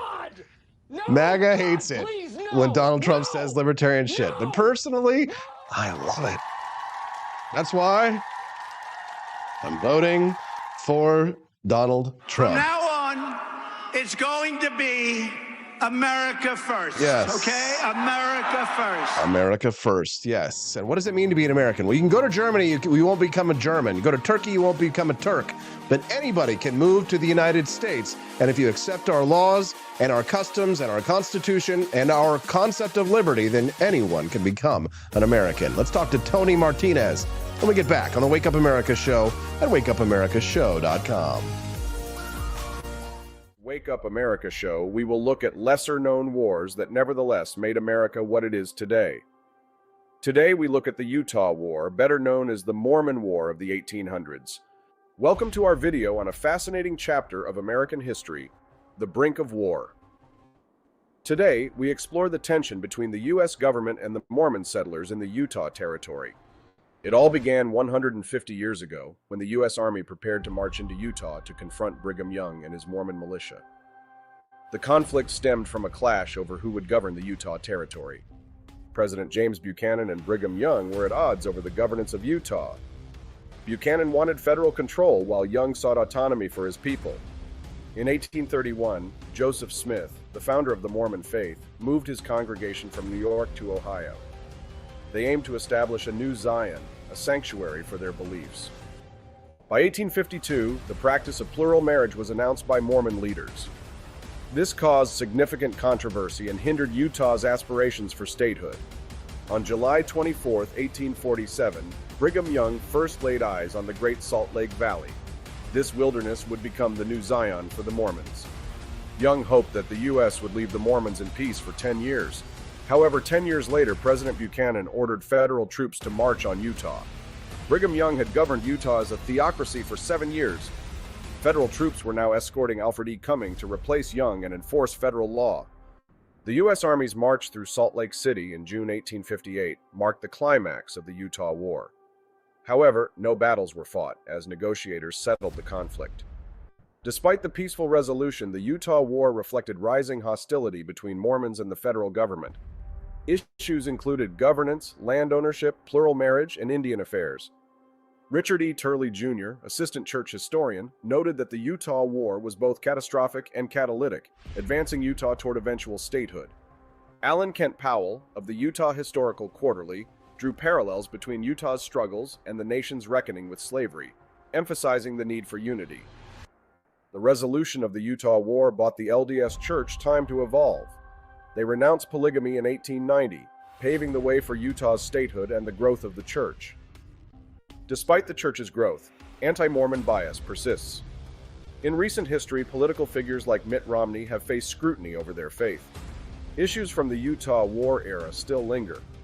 For instance, the LDS Church expressed regret for a massacre in 1857, which some compared to modern terrorist attacks. Historian David Bigler explained that Mormons in the 1850s believed the world would end within their lifetimes, and that their kingdom would dominate the U.S.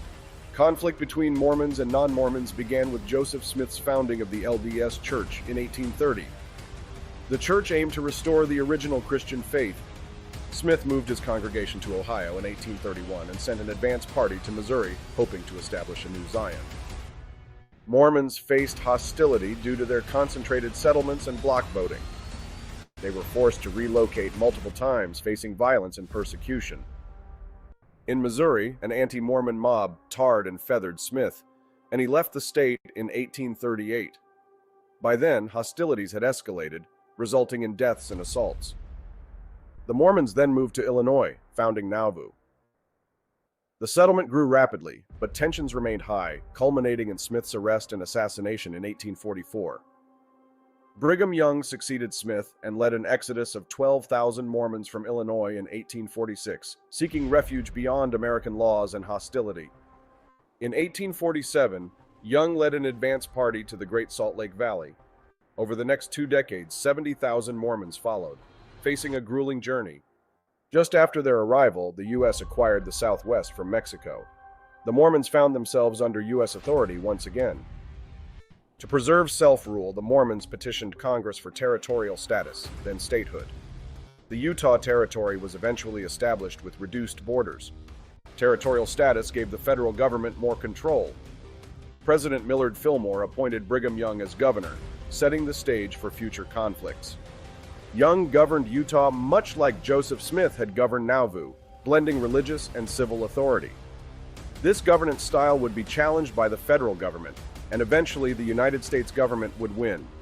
Polygamy was abolished and Utah became an official state in 1896. Since this is the last speech that I will give as president, I think it's fitting to leave one final thought, an observation about a country which I love. It was stated best in a letter I received not long ago. A man wrote me and said, "You can go to live in France, but you cannot become a Frenchman. You can go to live in Germany or Turkey or Japan, but you cannot become a German, a Turk, or Japanese. But anyone from any corner of the earth can come to live in America and become an American." There he is, Ronald Reagan, the man. Anyone from any corner of the earth can come to America and be an American. Sounds like Donald Trump actually agrees. But what about Joe Biden? His new immigration proposal is, well, it's quite confusing, especially for those of us who believe in border security, but also agree with the sentiments of Ronald Reagan. Let's speak to someone who knows a thing or two about the subject. Our regular guest and friend of the show, Tony Martinez, joining us live this morning. He's an attorney and U.S. Latin American envoy on X.com. Good morning, Tony. Welcome back to the show. Good morning, Austin, and good morning to everyone. And I'm wearing the AP for Liberty shop Gadsden tie, which is a great tie. And I've gotten compliments from folks that say, "Great tie." So Thank you. It's a great conversation opener. So highly recommended. Great price. Looks good. Thank you, Tony. So, Ronald Reagan, yes, I mean, he speaks to that opportunity that we all have as American, that people to come from all over the world to become American, because it's an idea.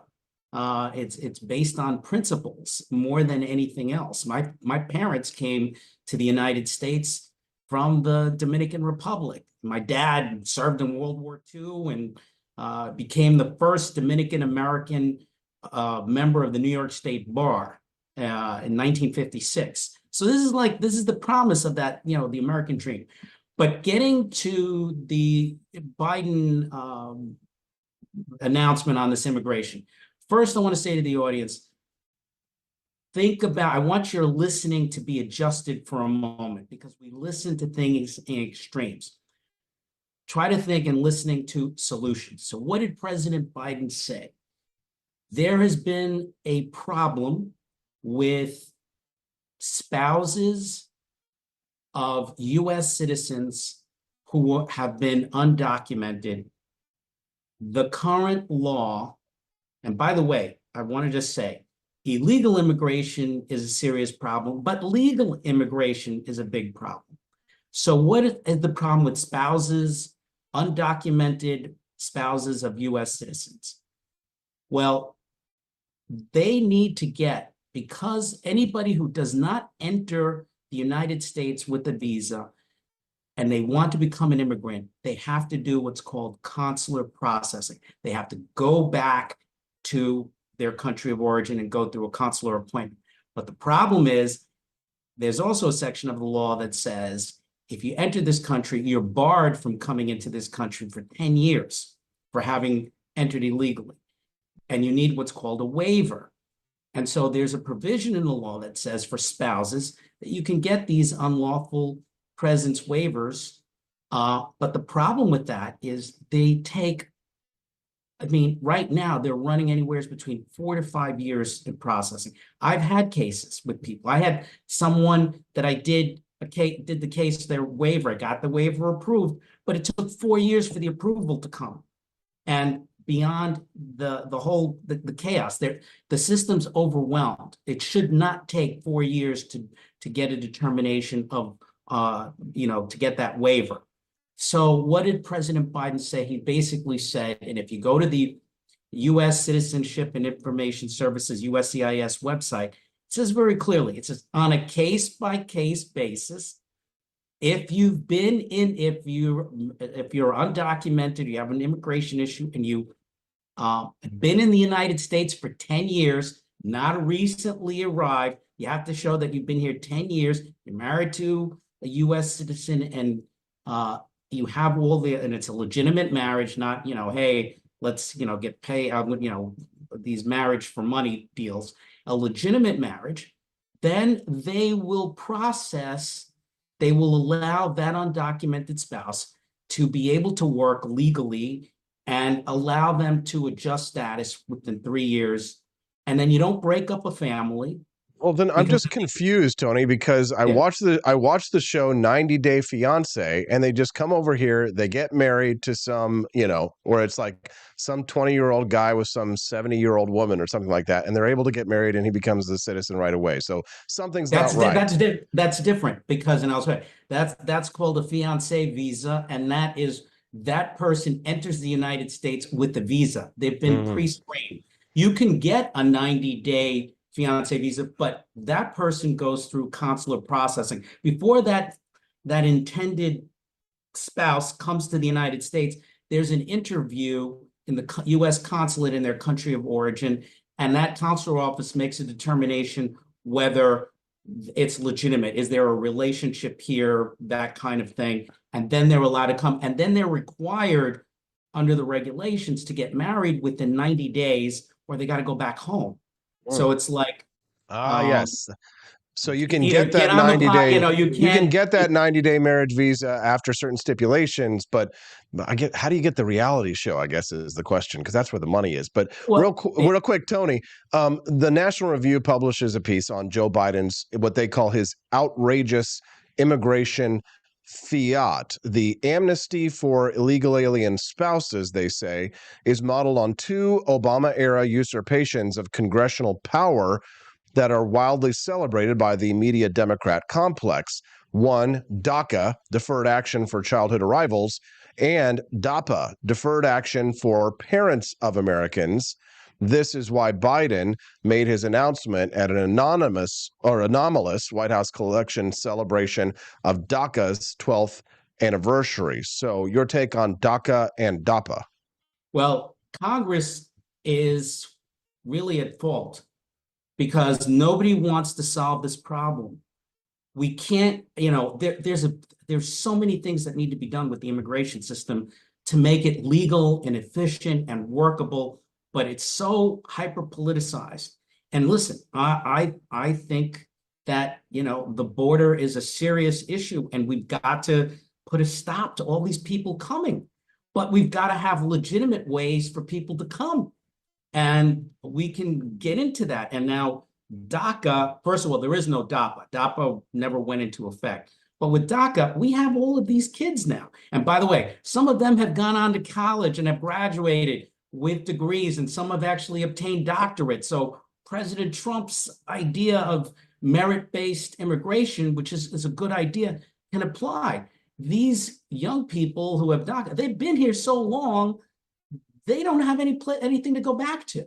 And why, if they're part of the society, they need to become, there needs to be a way for them to come in and be part of the society, where we shouldn't be creating second-class citizens. But with that said, the executive branch and the legislative branch need to get their act together. We need to have, the system is broken. I can't tell you, and for the folks listening out there, by the way, you should go. There are immigration courts in a number of states, but pretty much all the states, there's an immigration court, and the hearings are public. Go in there and you try to go figure out if what we have makes any sense. And by the way, you talk about border security.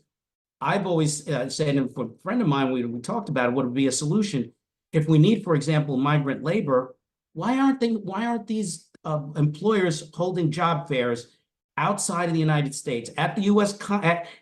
consulate, so that people can get pre-screened and interviewed, and they can cross the border with a visa, and they've been pre-screened and all of that, and they can go do their work and they can go back home, whatever. I mean, we need to bring some order to our border. And Tony, Tony, talking about legal immigration, let's talk about the politics very briefly about what Donald Trump said in a video that I had played earlier when he was asked about people who come to the United States legally on student visas who get educations at America's best universities. He was talking about even just 2-year associate's degrees at lesser colleges. And he was saying that he thought that you should staple a green card to a diploma from an American university. Sounds like it makes sense, but the collective from the MAGA people was stark. It was like a great collective crying out, and the rage in conservative and MAGA circles over that statement, Tony, was profound rage. What was your response to that? Does that harm him politically? And what do you think of the policy overall? I think folks have to be intelligent about this. Why wouldn't we want students who come here and get educated and have advanced degrees and want to offer their skills to our country? Why would we want to send them back? And some of these students are coming from our adversaries, Chinese students, Russian. It doesn't make sense. People have to think about this more logically and rationally. I mean, why wouldn't we want? There will always be immigration. We will never be a country where nobody's going to be coming in. If we believe in the things like the sanctity of the family and wanting to have the best people here, we have to have policies and laws that reflect that. And you like these merit-based proposals. Absolutely. An immigration officer, by the way, when they review these cases, part of the qualifications or conditions is you have to, qualify for what's called, favorable consideration, on the merits. They look at a case and they line up. It's like on these spousal waivers. There's a list, there's a checklist, and there are all these factors that have to be considered, and the officer has to make a determination that the pros outweigh the cons. And then if a case merits favorable discretion, then the case will get approved. But it shouldn't take 4 or 5 years to find out that, that your spouse can be here. And what about, when you have spouses and then you've got children and then families get broken up, the hard economic realities that come with that? Because let's have some perspective. That spouse's violation is they didn't get a visa and they crossed the country. That's not the same thing as a crime of violence or other things. Perspective, yes, pay more. There should be a consequence, but it needs to be rational and intelligent. So, I'm not for breaking up families. And I also want to have the best highly qualified people to be able to stay here in the United States. How do you feel, Tony, about the anchor baby concept? Okay, the anchor baby, that is more of a historical issue, and that has to be, reviewed. But there's the Supreme Court there's a Supreme Court decision on it. It's called Wong. You can look it up, Google Wong and immigration, and it just basically says if anybody who's born here can acquire citizenship. And if we want to change that, then Congress needs to act, but they haven't done that. Isn't the United States basically the only country in the world, maybe there's one other, that has that form of citizenship? Just arrive in the United States pregnant, have a child, and then you can stay there too and take care of their child. I mean, it seems, I don't know, a little ridiculous. But here's the caveat. That's definitely not merit based. No, that should be reformed. But let's be clear about this also. Under current law, even if you have a child here in the United States and you're foreign, that child can't do anything for the parents, because under current law, you have to be 21 years old to petition for your parents. So that child, even though he was, can't do anything for those folks for 21 years at least.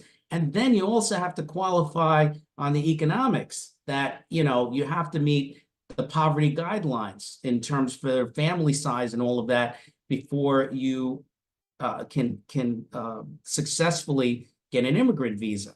So it's not necessarily an automatic thing. So Tony, we're running towards the end of our interview, but I do want to remind our listeners who might just be tuning in. I'm speaking to Tony Martinez. He goes by U.S. Latin American Envoy on X. You should definitely follow him over there. We're talking a little bit about Donald Trump's comments that he made about stapling green cards to diplomas for people who are here on student visas, and also Joe Biden's immigration executive fiat and the policies contained within his executive order. Tony, I think the thing that we didn't address fully, I guess, was what Joe Biden had done to change a rule that was supposed to limit the amount of people who could come to the United States for asylum, I believe. So the question about whether or not asylum seekers... the asylum system is chaos. It needs to be totally revamped. It's abused. We need a more intelligent system. We need to actually screen these people before they come here, and then they get mired. You know, we have a system. The immigration courts are overwhelmed, and none of these folks get their cases heard in a timely manner. It's so disconnected. There is legislation in Congress to do this, but there has to be the political will. And the folks listening out there, get educated, because you need to be able to tell your congressman, listen, we need to fix our legal immigration system. Let's fix that. Let's make legal immigration easier and illegal immigration more difficult and with more consequence, so that everybody is doing things the correct way. Tony, is there anything else that you would like to share with our audience before we let you go today? Just appreciate, as always, being part of the show, and real excited we didn't get to talk about Javier Milei. Oh, well, hey, real quick, did you see that it was like the week-on-week inflation for the first time since the 90s? 0% inflation, Tony. Got to give it up to our boy Javier Milei. Yes, and with 0% inflation, good economic things begin to happen. Now that the opposition is furious that that's happening, and they don't want this guy to succeed. But just give it time. 0% inflation is like fertile ground for economic development. Yeah, certainly it is. Tony, and freedom. Tony, where can people follow you online, friend? Okay, at USLATAM Envoy. US LATAM Envoy.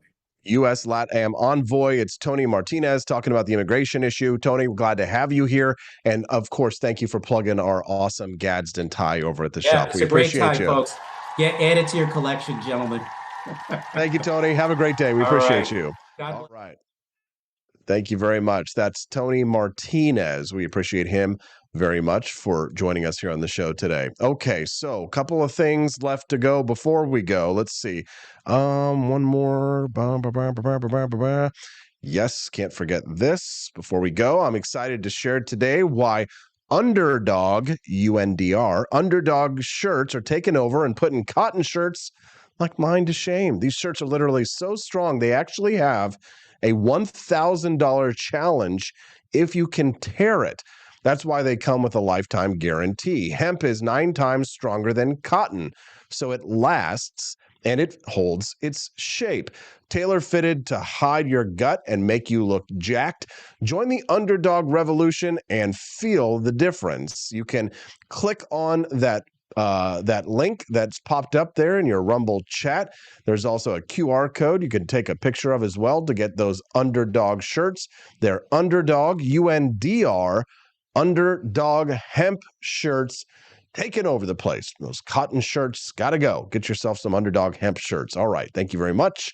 And we appreciate Rumble for supporting the show like that with those live reads. We're very grateful for all of us joining us live on the show. It's time to go, yes. But one last thing.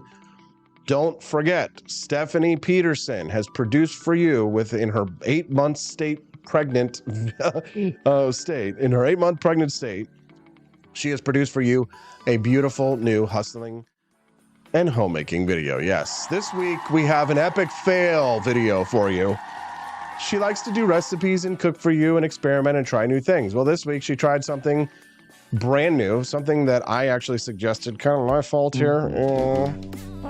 Steffi, look, I found a recipe. Let's try mozzarella cheese this week. Well, didn't quite turn out like we thought. Why don't you check out her newest video on hustling and homemaking? Visit ap4libertyshop.com. That's AP, the number 4, ap4libertyshop.com. You can watch Stephanie's new hustling homemaking video.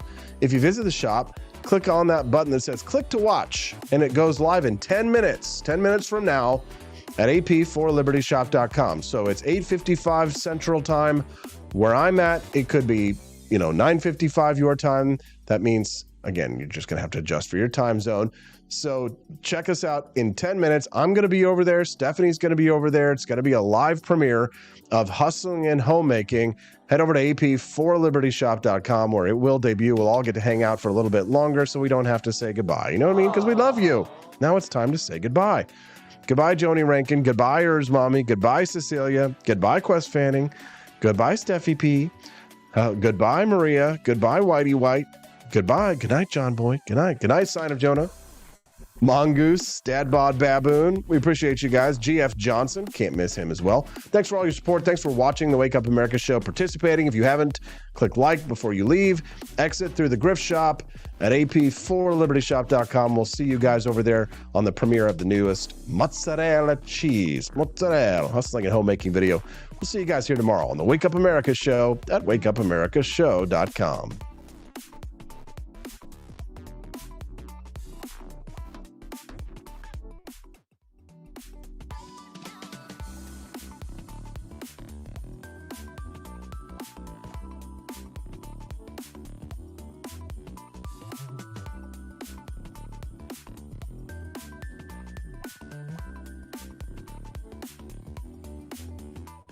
Expanse of time, a year might seem like a mere moment, but oh, what a year it's been. In September 2022, Austin and Stephanie Peterson embarked on a journey to wake up America. They began humbly, with just 20 souls tuning in, learning, listening, and though challenges arose, like the looming shadow of YouTube demonetization, their spirit never waned. And now, thanks to you, thousands rise with the sun to join them, to listen, to engage, to be a part of a community.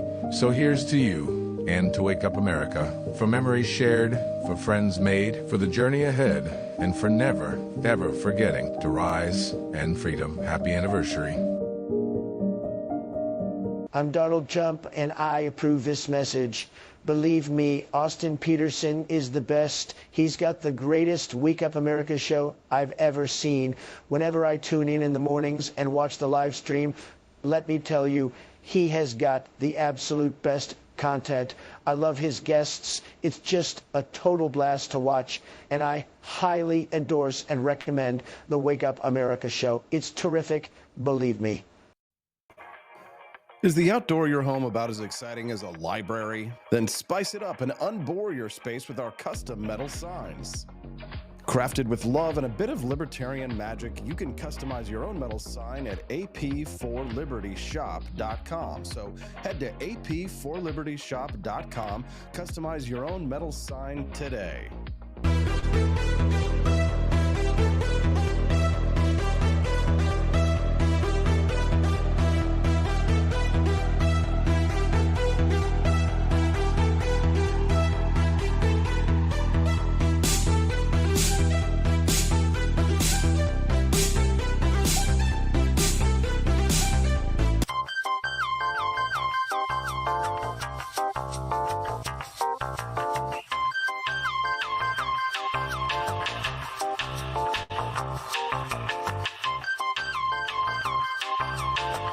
Welcome to a world of vocal discovery at Peterson Voice Studio.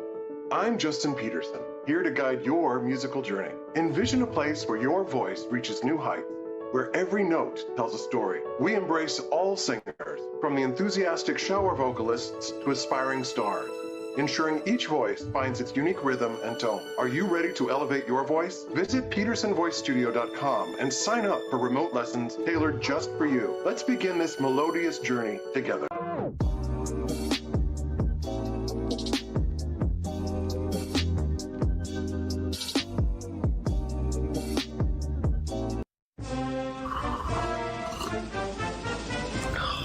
Tired of spending your hard-earned money on woke corporations that don't share your pro-freedom values? Fed up with sipping liberal lattes and progressive cappuccinos? Introducing Founding Flavors from AP for Liberty Shop. Get your day started with Washington's revolutionary roast. As robust and principled as the man himself, this blend is the shot of energy heard round the world. Or maybe you want to taste the fervor of freedom with Adams's patriotic perk. It's as dynamic and balanced as the U.S. Constitution, sure to awaken your spirit of liberty. For the aficionados, we've got the Jeffersonian Java, a complex mix of flavors that speaks volumes about your refined tastes. And don't forget Betsy's Liberty Lullaby, our decaf option, crafted with the same care and dedication Betsy Ross put into our Star-Spangled Banner. This blend lets you enjoy the taste of freedom anytime without losing sleep. No woke beans here, folks. Just pure, patriotic, pro-freedom flavors brewed with love for liberty. So why compromise your principles for a cup of coffee? Stand up for your values, perk up your patriotism, and start your day the American way. Get your Founding Flavors at apforlibertyshop.com.